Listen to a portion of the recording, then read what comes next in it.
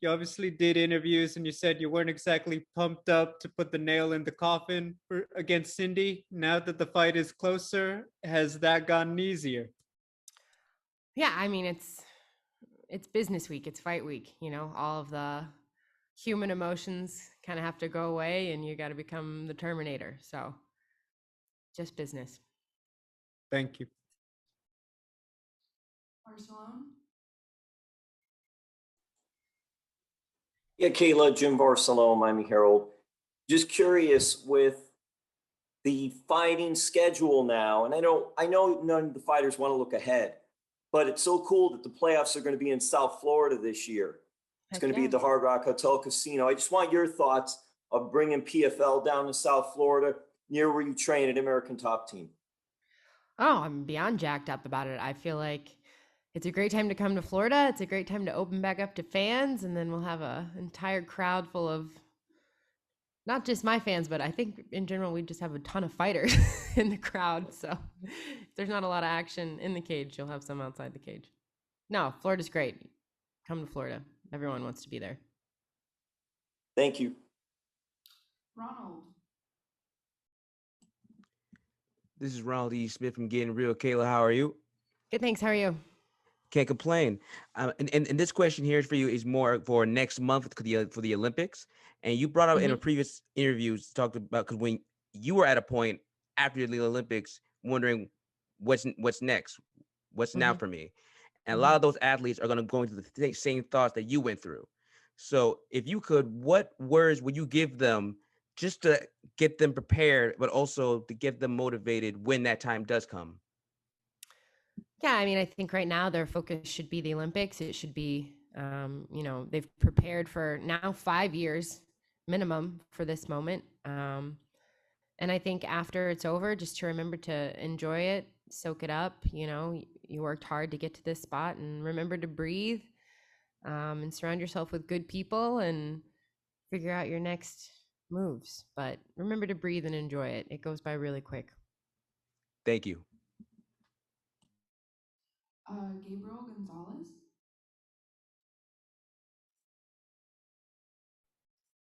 Yeah. Kayla, I want to know just stylistically, what challenges do you think Cindy does bring inside the cage?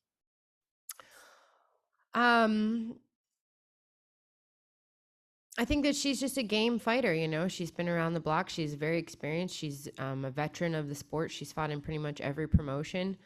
I know she's got some funky submissions and stuff like that. I know she has a judo background. I've seen her do a couple throws in her fights. So it'll be interesting to feel maybe someone tried to throw me for the first time in 5 years. But I think it's going to be a good fight. I'm excited to showcase some of my new skills and continue to dominate. Breeze. Hey, Kayla, it's Breeze with the MMA Breeze.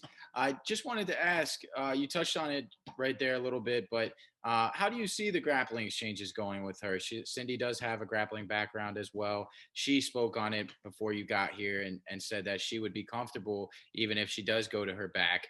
But I wanted to get your perspective. How do you see those exchanges going? I see them being pretty one-sided. And God bless Cindy, but I think she should expect to be on her back. Thank you so much. Tariq. Hey, Kayla, this is Tariq from the Havoc Hour. So, my question is more so about how's the balance been now that you're a mom and you got to go in here in the cage and become this monster essentially? Because I think if anyone who's seen your fights lately, I think the last two fights you've been really unleashing more of a savage that I don't even think we've seen the best Kayla Harrison yet. So what's that been like, kind of managing the two and going forward? Well, I mean, fighting is my outlet,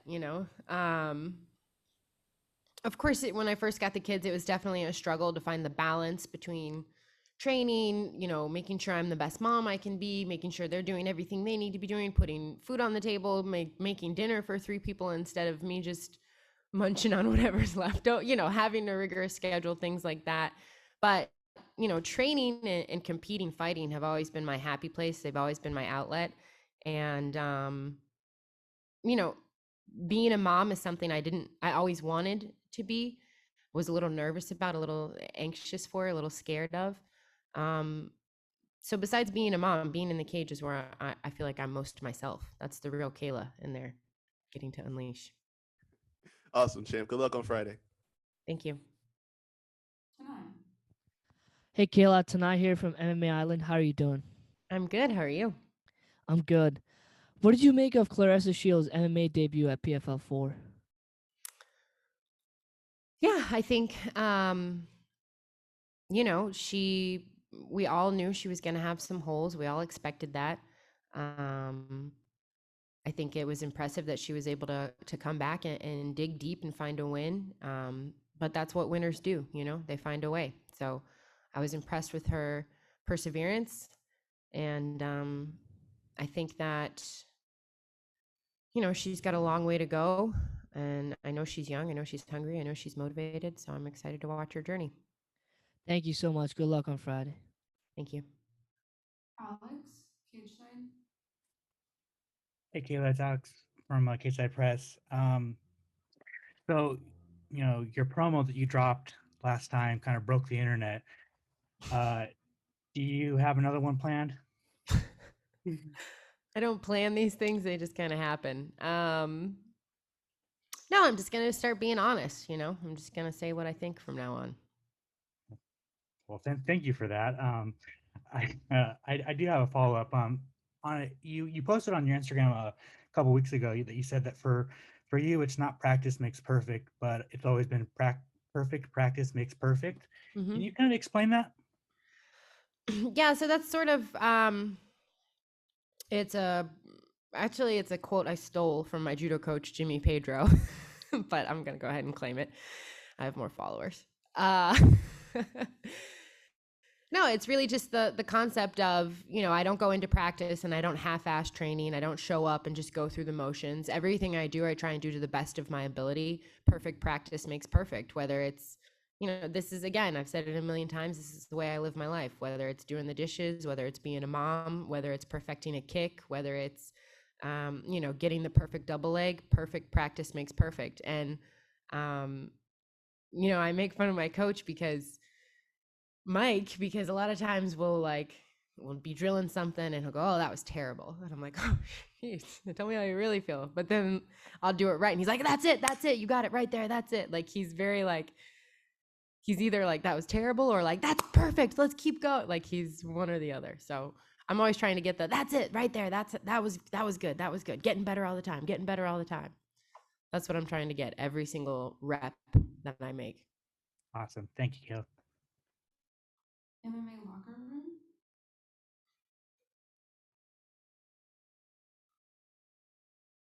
MMA locker room, are you there?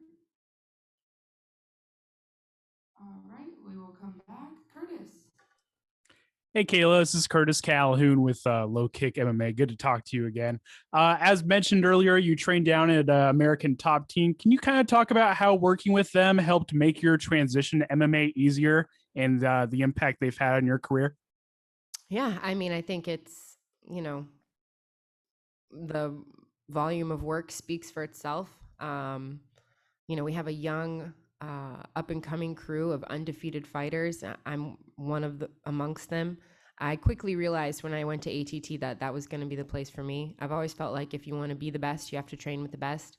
That's why I moved to Boston to train with the Pedros when I was 16. And that's why a month after I visited ATT, I packed up all my stuff and moved down there because I wanted to train with the best coaches. I wanted to train with the best training partners.